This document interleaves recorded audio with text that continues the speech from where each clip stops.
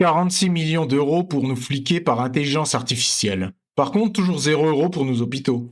Voici les nouvelles infractions qui vont être traquées automatiquement. Savoir qu'ils sont plus intelligents, ils sont multifonctionnels. On les annonce depuis longtemps. Ils entreront en fonction a priori donc l'année prochaine, 2026, avec de nouveaux contrôles. Donc 3 nouvelles infractions seront détectées, notamment le respect de la distance de sécurité, si la ceinture de sécurité est bien portée également et si le conducteur ne fait pas usage du téléphone au volant. Donc c'est Big Brother dans votre habitacle. Ils vont voir si vous tenez votre téléphone ou si vous êtes trop près. Mais attendez, combien ça nous coûte cette technologie de flicage? La note va être très très salée.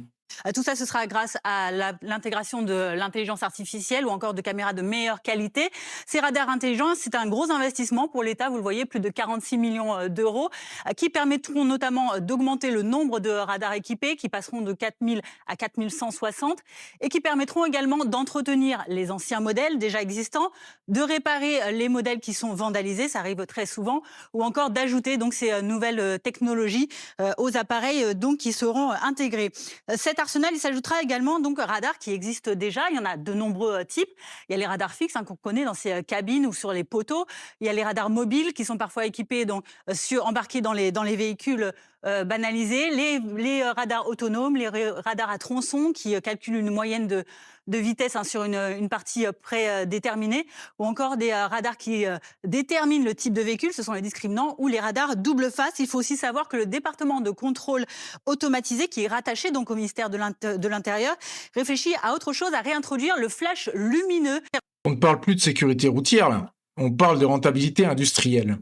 L'État investit 46 millions d'euros. Vous croyez que c'est pour vos beaux yeux? Non, c'est un placement financier. Ils savent que ces machines vont rapporter des milliards en prunes automatiques pour combler le déficit abyssal de la France. L'automobiliste français est la seule vache à lait qu'on traite même quand elle roule. Par contre, la DZ Mafia fait du trafic sans problème. Et la journaliste s'étonne que les radars soient très souvent vandalisés. Ce n'est pas du vandalisme gratuit, c'est peut-être juste le signal que les Français n'en peuvent plus d'être considérés comme des délinquants dès qu'ils prennent le volant pour aller bosser. Trop de flicage tue l'acceptation de l'impôt. Et vous, vous sentez protégé ou plutôt racketté par ces nouveaux radars?